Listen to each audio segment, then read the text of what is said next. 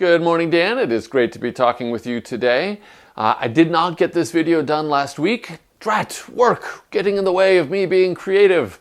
But here I am, I'm talking to you today, and this is the first of 2 episodes that I'm doing about drones, about UAVs, for schools and nonprofits. And so today, in the first part of that series, I'm going to talk about why schools and nonprofits do not need to buy a drone or a UAV. In the second episode in the series, I'll talk about why schools and nonprofits should buy a drone or a UAV. So today, my top reasons why schools and nonprofits do not need a drone. And here's mine. By the way, I've got it right here. This is my DJI Phantom Vision 2 Plus with camera and gimbal. So that's the one I'm talking about in particular, but this whole conversation will be about drones in general. So, reasons why schools do not need a drone.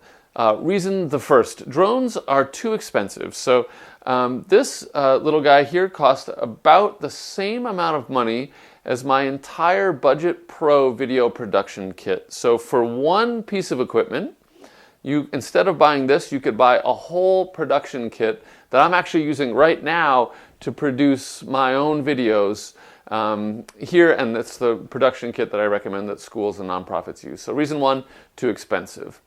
The second reason that I think that schools should not buy a drone is that they are too easy to fly. You heard me right, these things are too easy to fly. They're actually so much fun and so easy to fly that you will become overconfident too soon.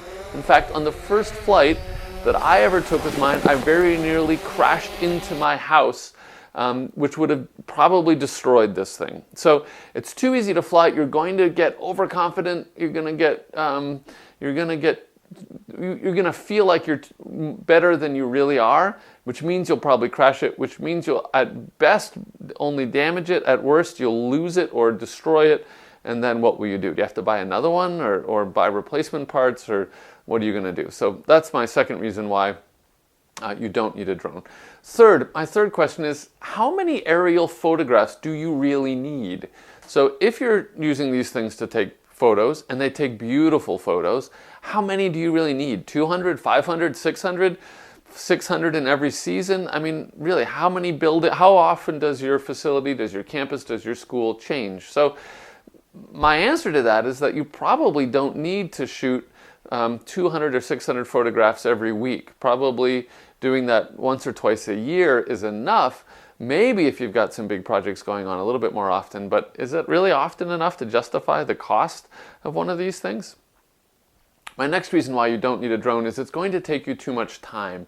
This thing takes time to get up, to charge, to set up, to fly, to record, to come back, to export the files, to bring them back in, to put them somewhere. Do you really have that kind of time? Do an honest assessment. Think about it. Do you really have enough time to play with one of these things as much as you'll like to, or is it going to be sitting on your shelf? Next reason why you don't want a drone is other people are going to want to fly it. Like, let's say your friends, your neighbors, your office mates. This thing is fun. It's going to get people distracted. Do you really want your cousin Jerry flying your $1,500 camera? I don't think so. He's going to crash it, just like you almost did the first time you took it out. And you definitely don't want students flying it. If you want students flying drones, you want to buy something that costs $50 that they can crash into the wall and it won't be the end of the world. Or even better, you could do something like at what I saw at a conference where they had students building the chassis for a drone. This was a little tiny quadcopter that a teacher bought. They stripped the case away and threw it away, gave it to the kids, and the kids had to use they could use cardboard, they could use a laser cutter, they could use a 3D printer to design a new chassis for this quadcopter. So $50, yes. $1,300? No, don't give this to students. Bad idea. Finally, the final reason why I believe that you shouldn't be flying a drone at your school or nonprofit is that this thing is cool, it makes beautiful pictures and video, but it's kind of a gimmick.